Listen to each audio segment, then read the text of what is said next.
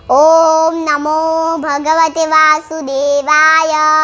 ओम नमो भगवते वासुदेवाय। ओम नमो भगवते वासुदेवाय। नमस्कार श्रोताओं, आज मैं आप सबको सफला एकादशी की क्या कथा है और उसका क्या महत्व है वह मैं आप सबको बताऊंगी। इस एकादशी को सफला एकादशी इसलिए कहते हैं क्योंकि सफला एकादशी का व्रत करने से सभी कार्य सफल होते हैं। सफला एकादशी 9 जनवरी 2021 को शनिवार को है। सफला एकादशी के दिन भगवान अच्युत की पूजा अर्चना की जाती है। हिंदू ग्रंथों के अनुसार 1000 अश्वमेध यज्ञ करने से इतना लाभ नहीं दे सकते जितना सफला एकादशी का व्रत रखकर मिल सकता है।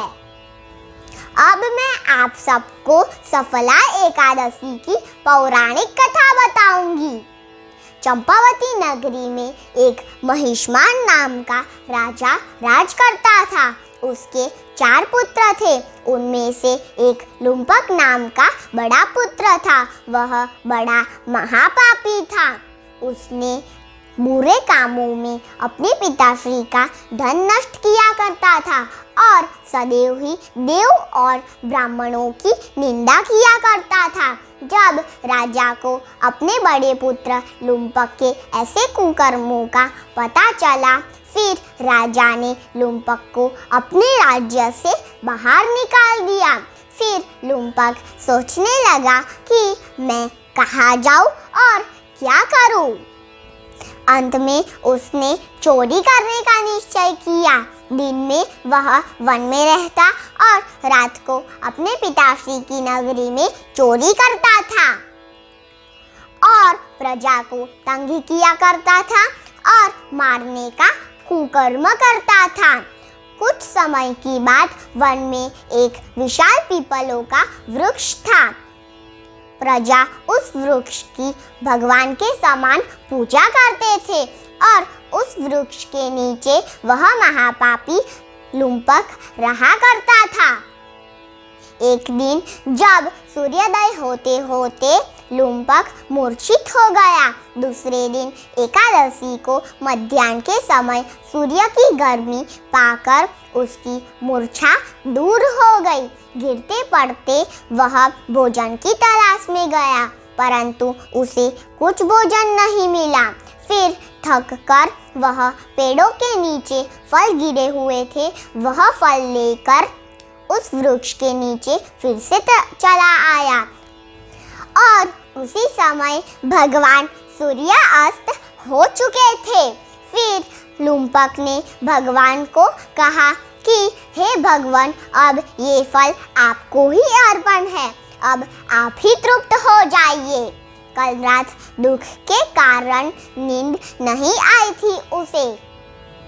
उसके ऐसे उपवास और जागरण से भगवान अत्यंत प्रसन्न हुए और दूसरे ही दिन एक सुंदर सा घोड़ा अनेक सुंदर वस्तुओं से सजकर उसके सामने खड़ा हो गया और उसी समय आकाशवाणी हुई कि हे राजपुत्र, नारायण की कृपा से तुम्हारे सभी पाप नष्ट हो गए हैं।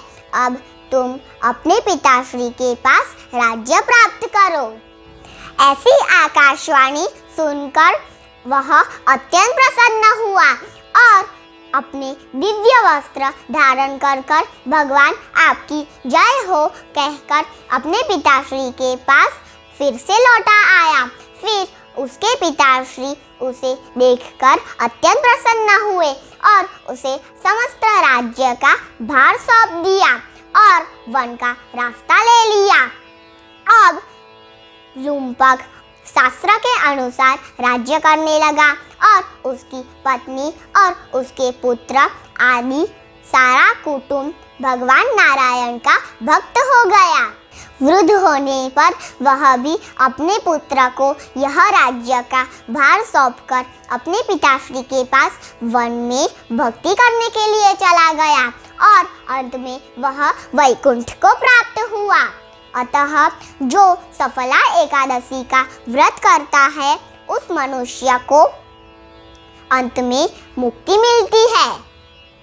और सफला एकादशी की कथा पढ़ने से और श्रवण करने से अश्वमेध यज्ञ जितना फल मिलता है।